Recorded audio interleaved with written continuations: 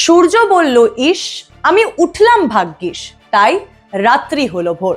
সূর্য কিন্তু এবার শুধু ভোর করবে না, সূর্য এবার চালাতে পারে গাড়িও। নমস্কার, কলকাতা টিভির পর্দায় আপনাদের সকলকে স্বাগত। সঙ্গে রয়েছি আমি আয়ুষী। হ্যাঁ, ঠিক শুনেছেন, সূর্যের রশ্মি বা সোলার এনার্জি দিয়ে কিন্তু এবার গাড়ি চালানো সম্ভব। একটা গবেষণা চলছে মহারাষ্ট্রের পুনেতে, যেখানে কিছু গবেষক এবং ইঞ্জিনিয়াররা কিন্তু একটা রিসার্চ করছে, যেখানে সূর্যের রশ্মি অর্থাৎ সোলার এনার্জি হারনেস করে গাড়ি চালানো কিন্তু সম্ভব হতে পারে। এর আগেও আমরা দেখেছি ইলেকট্রিক কার, যেখানে ব্যাটারি চার্জ করে সেই গাড়ি চলে। তবে কিছু ক্ষেত্রে দেখা যায় যে ইলেকট্রিক গাড়ির যে ব্যাটারি দীর্ঘ সময় চার্জ দেওয়ার ফলে সেই ব্যাটারিতে কিন্তু চাপ সৃষ্টি হয়, তাই জন্য যে পারফরমেন্স রেট ইলেকট্রিসিটি কারের বা ইলেকট্রিক কারের সেটা কমে যায়। তবে যারা গবেষক রয়েছেন, যারা ইঞ্জিনিয়ার এই প্রজেক্টে কাজ করছেন, তাদের দাবি এই সোলার কারের ব্যাটারিতে কিন্তু কোনো রকমের চাপ পড়বে না, কারণ একেবারে ইকো ফ্রেন্ডলি ওয়েতে কিন্তু এনার্জি হারনেস করা হবে।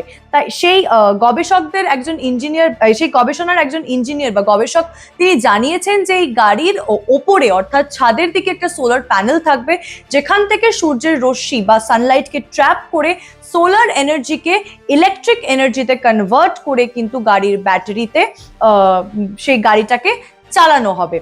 তারা আরো জানিয়েছে যে তাদের মূল লক্ষ্য একটা ইকো ফ্রেন্ডলি কম্প্যাক্ট গাড়ি তৈরি করা, যেখানে সাধারণত যেগুলো গাড়ির ফিচার থাকে, ইনফোটেইনমেন্ট সিস্টেম, গাড়ির ভালো ইঞ্জিন, ভালো মাইলেজ দেবে, সেই সব ফিচার থাকার সঙ্গে সঙ্গে কার্বন এমিশন কমিয়ে একটা ইকো ফ্রেন্ডলি কম্প্যাক্ট গাড়ি করে তোলা। কিছুদিন আগেও আমরা দেখেছিলাম কেন্দ্রের সরকার এনকারেজ করেছিলেন মানুষকে নিজেদের বাড়িতে সোলার প্যানেল বসানোর জন্য।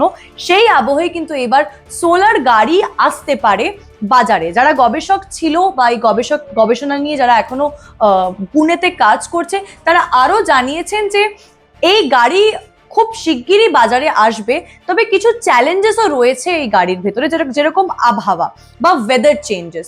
যদি কোনোদিন বৃষ্টি পড়ে বা মেঘলা আকাশ থাকে, তাহলে কিন্তু এই সোলার কার বা সোলার গাড়ির এনার্জি জেনারেট করতে প্রবলেম হতে পারে, বা সোলার প্যানেলের দক্ষতা, সেটা নিয়েও কিন্তু একটা প্রশ্ন রয়েছে। তবে খুব শিগগিরই বাজারে আসতে চলেছে এমন একটা গাড়ি, যেটা কিন্তু সূর্যের রশ্মি বা সোলার এনার্জি দিয়ে চালানো যাবে। আরো খবরের জন্য চোখ রাখুন কলকাতা টিভির পর্দায়, রাত দিন 7 দিন।